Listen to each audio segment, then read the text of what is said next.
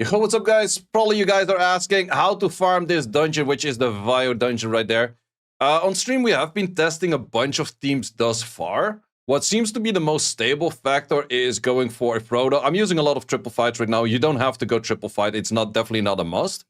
Then I go for Tark as also triple fight, and then the Ikaru also triple fight. I think that these three are pretty much a stable factor, which I would always recommend to use. And then the fourth option is kind of what net 5 do you like most with it. Options that we tried so far was, for example, Aragorn. This seems to be the safest team out there. It's not super fast, but it's super safe. We have tried other options such as a Leon. It is fast, but a little bit on the unsafer side. Same thing for Sigmarus, can be fast, but could be a little bit less safe. Other more safe options that seem to be out there are the Taor. Taor seems to be pretty safe as a unit itself. And then also the Ciri over here seems very safe. But since this, or at least very fast as safe-ish, whatever. But in this case, the dungeon, I would recommend to go more for a safe route rather than go for a super fast route. So if we're fighting this, it is nice if your Frodo can clear the wave with his S2. And therefore, you need to put best damage set on the Frodo, or you just go for a whole bunch of triple fights, which I did. The runes don't really matter as much. You just kind of want to have like the good rotation of the right skills and that kind of stuff. If you have a unit such as a Beth or a Sigmarus or a Tark in the second wave could be auto-cleared by one AoE skill as well. That is an option. It's pretty nice if it happens. But the thing that makes this boss somewhat annoying is that he has Oblivion on the skill over here. And he has a glancing on the final one with death breaks and stuff. So for that reason, I highly recommend to go for water units altogether. And this is where you get the immunity. And the immunity makes it really nice for this final one. So we do still team up because his team up is... Wait, is his team up not the passive?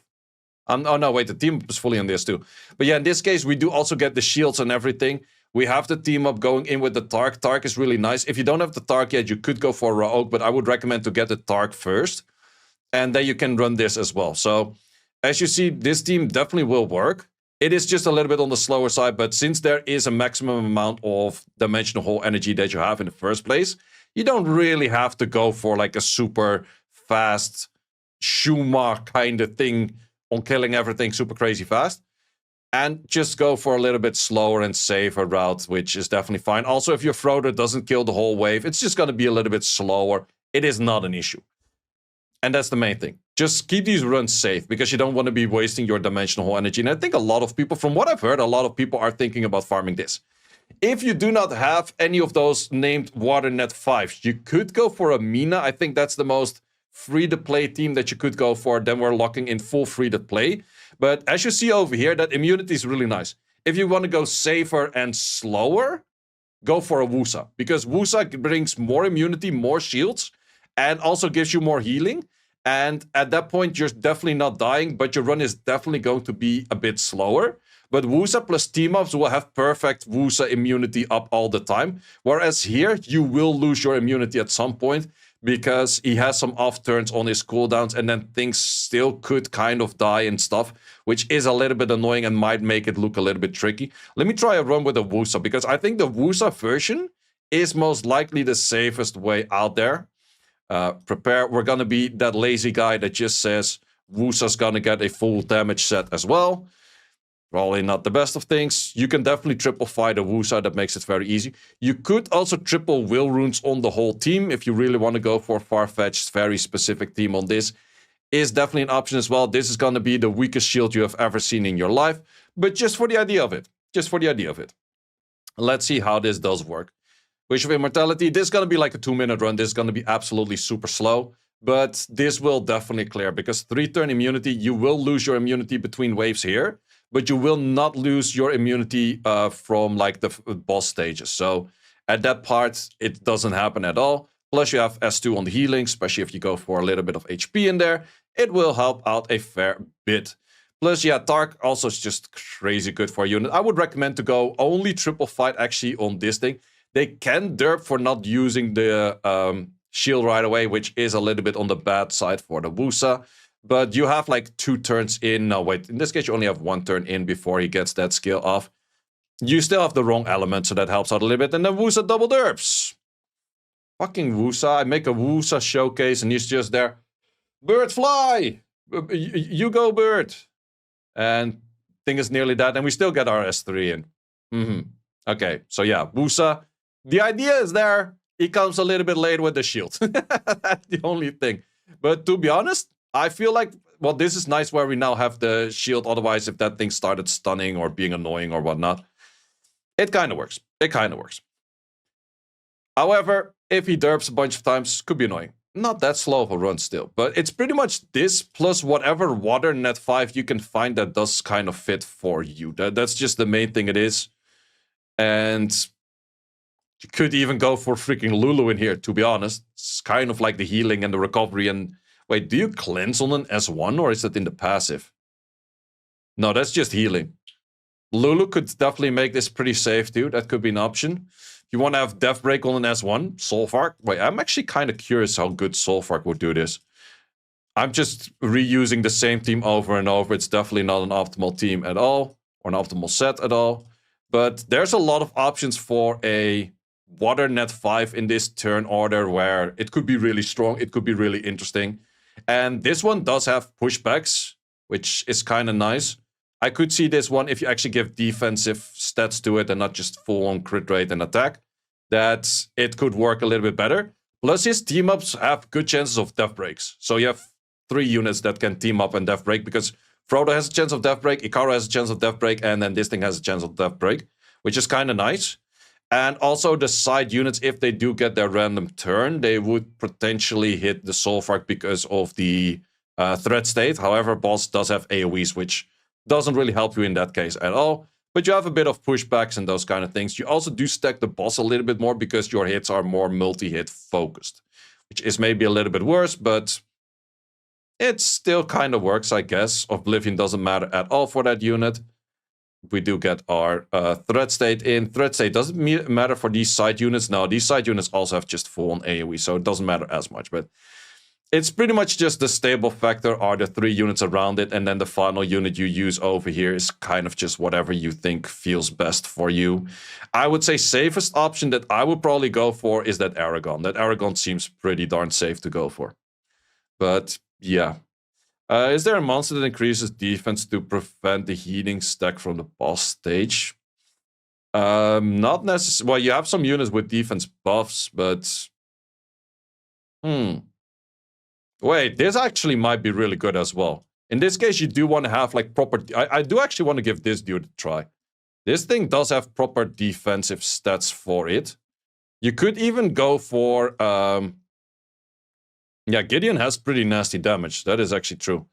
In this case, you could actually go for a style where you go for determination to add more defense to his ass. But in this case, we're just going to go for a lazy set. And the lazy set means that we just use literally whatever we can freaking find. Which is not that high on defense, but it is a something. Is that too much on speed? I think the turn order is kind of wrong, but I could see you one-shot a wave as well, to be honest. Because Gideon S2 actually has proper damage. Let's add this to damage fire, defense, damage fire, sure thing. Plus he has some damage mitigation. He could get Oblivion so he loses his passive, which is definitely an option too. Oh wait, no, he doesn't have to. I thought for a second he had the other S2 where the S2 hits, but... Sure, fine. It is a one-shot kill, at least on these. Is an option. Adriana is definitely an option as well. But I would not classify it as mega safe, to be honest. Okay, no team-ups available at that moment. Sure thing.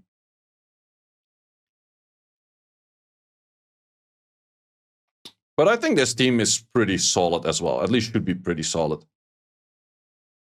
Gideon has good damage. It's not crazy damage on this boss thing, but it is pretty solid as damage it is. 16k. Okay, it's actually kind of more mediocre than I expected, to be honest. Well, I don't have the full damage output on him right now, but he does give a defense buff, which can help you out on this boss itself. But I think immunity in the end... Nah, immunity probably feels stronger. Adriana is also an option for immunity. But I think in the case of Adriana, I would probably rather use a Aragorn. Anything else that might be good on this? I would still keep it to water units. I would not really go Beth. It's definitely an option. Because Beth does have pushbacks as well. Taor, as mentioned, those two, but those two are obvious options. I think that that's about it for the options you do have. There's not too many other things out there. I think safest one is would Kovaci replace Frodo for immunity attack buff? Yeah, you could do that. You could do that. I think that I would probably play it myself with the Aragorn, just because of the immunity potential team-ups. What about Water Geralt? Not the biggest fan of a Water Geralt because it doesn't... I kind of would like a unit that has AoEs and also some protection-ish kind of style against the boss. It's the main thing what I'm looking for all of these units. You can use Triple Will on a Steel Commander or something. That's you could definitely go outside of the element, but then I would recommend Triple Will. That is true. So yeah, those are pretty much the options out there. Boss is not crazy hard. It's more of like just a pure on damage check, same as the other things.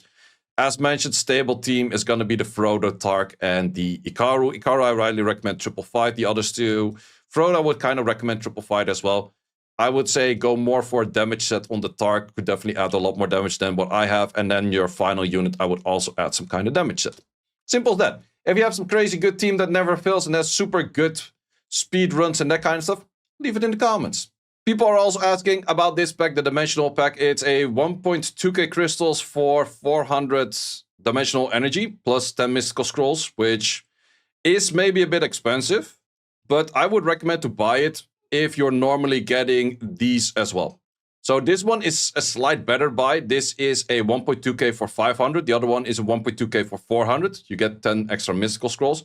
But if you're farming your Dimensional Hole energy to get runes, or grinds or whatever you need, and you're more towards endgame, I would recommend to buy it because in the end, the maximum potential of your ancient rune is a lot higher than your maximum potential of a normal rune. So I would recommend to buy it. It's also something that I think is here only to stay for 2 months because it does say 50 days left. And when you buy them, it says 20 days left. So I guess that after 2 months, these things are going to be gone.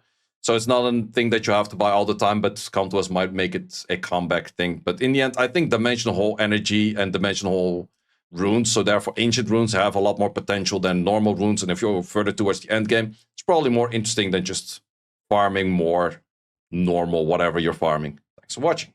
Thanks for watching. If you would like to see more guides, join the Discord and check out the content tab for the guide video archive, which contains all of the guides that you might need. Hope to see you there.